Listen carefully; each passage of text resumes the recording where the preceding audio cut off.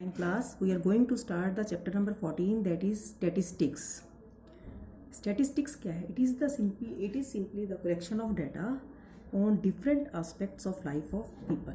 मैं आपको कुछ एग्जांपल्स देती हूँ. कलेक्शन ऑफ डाटा किस टाइप का हो सकता है? जैसे मान लीजिए फर्स्ट एग्जांपल मैं ले रही हूँ. आपको ये कहा गया है कि Heights of 20 students in your class. आपको इनका डाटा कलेक्ट करना है. या आपको कहा है कि weights of 40 students of your class. या आपको कहा गया है number of girls and boys in your school. और आपका एग्जांपल हो सकता है you may be asked the number of family members of your classmates. तो इसमें एक पर्टिकुलर टाइप का कोई भी डाटा जब हमें कलेक्ट करना होता है, that is called the statistics. It is a collection of data in fact. ठीक है. अब आपने इसमें दो तरह का डाटा आता है कि स्टैटिस्टिक्स में. ये स्टैटिस्टिक्स इसमें एक प्राइमरी डाटा होता है और एक होता है सेकेंडरी. प्राइमरी डाटा क्या है? प्राइमरी डाटा में क्या है, जब इन्वेस्टिगेटर खुद डाटा कलेक्ट करता है, when the investigator collects the data himself or herself, then it is called the primary data. And if he or she takes help from a reliable source, then it is called the secondary data. For example, अब primary data में मैं ये कहती हूँ कि Heights of 20 students मैंने क्या खुद इकट्ठा किया कि 20 बच्चों के अपने क्लासमेट्स का सबका हाइट जो है वो मैंने खुद किया. ठीक है. वेट मैंने खुद लिया. ठीक है. नंबर ऑफ गर्ल्स और बॉयज़ जो स्कूल क्लास में या स्कूल में पूछे गए मैंने खुद कलेक्ट किया उसका data. Then it is called the primary data. ठीक है.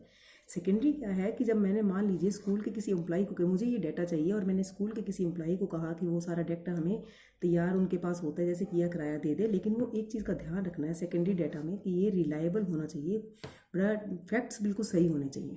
Then it is called the secondary data. ठीक है. ये तो हो गया आपका स्टैटिस्टिक्स का प्राइमरी डाटा और सेकेंडरी डाटा. अब है आपका presentation of data.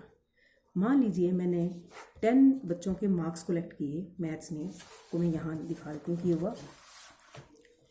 Late us take the marks obtain by 10 students. मैंने ये ले लिए 55, 36, 95, 73, जस्ट लाइक दिस. ठीक है. ये डाटा मैंने पूछते जैसे जैसे एक एक बच्चे को पूछा और उनका डाटा लेते गए कितने कितने मार्क्स हैं और उसको लिखती गई. इट इज़ कॉल्ड द रा डाटा. क्या कहलाता है ये? रा डाटा. अब इसको अगर हम अरेंज करते हैं असेंडिंग ऑर्डर या descending order, then it is called the arranged data. Ascending order या डिसेंडिंग ऑर्डर कोई भी हो सकता है. अरेंज डाटा दोनों को बोलते हैं, चाहे उसको असेंडिंग में कर दो चाहे उसको डिसेंडिंग में कर दो. अब आ जाइए कि मैक्सिमम रेंज क्या है. डाटा की रेंज होती है maximum value minus minimum value. अब हमने ये डिसेंडिंग ऑर्डर में लिखा मैक्सिमम कितनी होगी 95 माइनस 25, तो कितना आ गई इसकी रेंज कितनी आ गई 70. तो ये कहलाती है रेंज. रेंज क्या होती है? Maximum value of the data minus minimum value of the data. उसके बाद हमने अगर नेक्स्ट क्या है, अब इसमें तो हमारे 10 बच्चों की बहुत एंट्रीज बहुत ज़्यादा नहीं है, 10 तो इसी तरीके से हमने लिख लिया. लेकिन कई बार क्या होता है आगे इसके बाद आएगा फ्रीक्वेंसी डिस्ट्रीब्यूशन टेबल.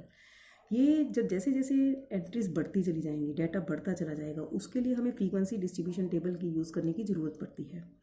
एक होता है ungrouped distribution table frequency distribution table, तो दूसरा होता है ग्रुप्ड फ्रीक्वेंसी डिस्ट्रीब्यूशन टेबल. ठीक है. पहले हम अनग्रुप्ड फ्रीक्वेंसी डिस्ट्रीब्यूशन टेबल कर रहे हैं. तो अनग्रुप्ड फ्रीक्वेंसी डिस्ट्रीब्यूशन टेबल क्या है? देखो इसमें एक क्वेश्चन दिया हुआ है जैसे consider the marks obtained of 30 students of class 9th of school. ठीक है. ये आपको दिए हुए हैं 30 बच्चों के मार्क्स दिए हुए हैं 10, 20, 36, 92. अब जैसे हमने पहले डाटा बनाया था उस तरीके से तो क्या होगा कि ये 30 एंट्रीज हो गई, 10, 20 मतलब 30 एंट्रीज हो गई. ठीक है. लेकिन इसको कम करने के लिए हम क्या करेंगे, यहाँ पर फ्रीक्वेंसी डिस्ट्रीब्यूशन टेबल बनाएंगे. उसमें यहाँ पर लिखेंगे मार्क्स, यहाँ लिखेंगे हम टेली मार्क्स,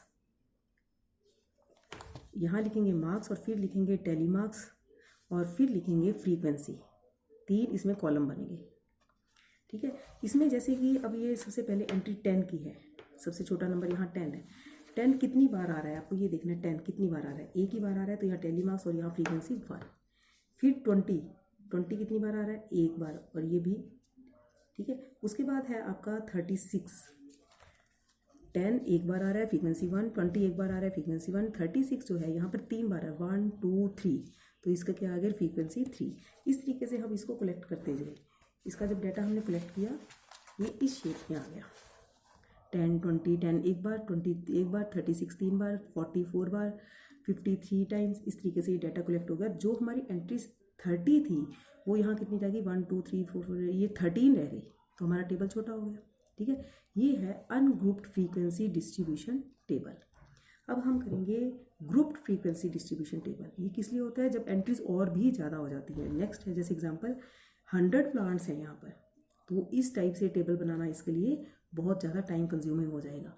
तो हम इसके लिए ग्रुप बनाते हैं। ग्रुप बनाने के लिए देखिए यहाँ पर सबसे कम हाइट का 100 plants each were planted in 100 schools during one mahotsav. After 1 month, the number of plants were several. जितने सभी स्कूलों में 100 स्कूलों में 100 प्लांट्स लगाए गए।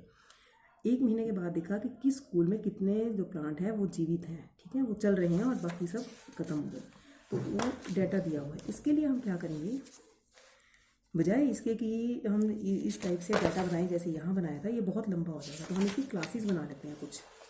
जैसे सबसे कम जो है 20 है, 20 से 29, 20 फिर 30 से 39, मतलब क्या 10-10 नंबर। ये ध्यान रखना है कि height of the class same होनी चाहिए, ये गैप सेम होना चाहिए। 39 फिर 40 से 49, 50 से 59, 60 से 69, इस तरीके से ये सारा आपका कॉलम्स बन गए। और जैसे 20 से 29 तक कितने हैं यहाँ पर, ये गिनते चले जाओगे और आप इसको टेली मार्क्स और फिर फ्रीक्वेंसी बनाते चले जाओगे। ठीक है, तो ये आपका बन गया टोटल। यहाँ पर चेक कर लोगे ये 100 आ गया, तो इसका मतलब यहाँ आपकी कोई मिस्टेक नहीं है, इट इज़ राइट। क्लियर। अब इसमें एक क्वेश्चन ये है आपका ग्रुप्ड फ्रीक्वेंसी डिस्ट्रीब्यूशन टेबल। अब इसका एक और एग्जांपल दिया हुआ है। Let us now consider the following frequency distribution table which gives the weight of 38 students. अब दिया हुआ है 31 से 35, 36 से 40। ये मैं आपको उससे एक्स्ट्रा ये क्यों बता रही हूँ, 41 से 45 इस तरीके से। यहाँ देखो एक चीज़ ठीक है, सभी में 5-5 का गैप है, हर जगह 5-5 हाइट ऑफ द क्लास है। लेकिन यहाँ एक प्रॉब्लम क्रिएट होती है। प्रॉब्लम क्या होती है कि अगर किसी बच्चे का वेट, किसी भी बच्चे का वेट मान लीजिए 35.5 आ गया, या 42.5 आ गया, या 45.5 आ गया, तो ये कहाँ कंसिडर होगा, क्योंकि यहाँ पर क्या है 31 से 35 है, यहाँ 36 से 40 है, तो बीच का कहाँ गया। तो इसके लिए हमें कॉन्टीन्यूस क्लासेस बनानी पड़ती हैं, कॉन्टीन्यूस क्लासेस बनानी पड़ती हैं। उसके लिए क्या करेंगे, ये जो कहलाती है ये अपर लिमिट कहलाती है, और अगली क्लास की ये कहलाती है लोअर लिमिट। इन दोनों का डिफरेंस लेके, जैसे इन दोनों का डिफरेंस क्या है 1, तो 1 को हाफ करेंगे, यहाँ अपर लिमिट्स में हाफ ऑफ ऐड कर देंगे, लोअर लिमिट्स में हाफ ऑफ माइनस कर देंगे। ठीक है, तो इसमें एक चीज़ का ध्यान रखना, लोअर लिमिट किसको कहते हैं। मान लो ये क्लास है, तो इसकी लोअर लिमिट क्या है 51, अपर लिमिट क्या है 55। ठीक है, और रेंज होता है दोनों को माइनस करके।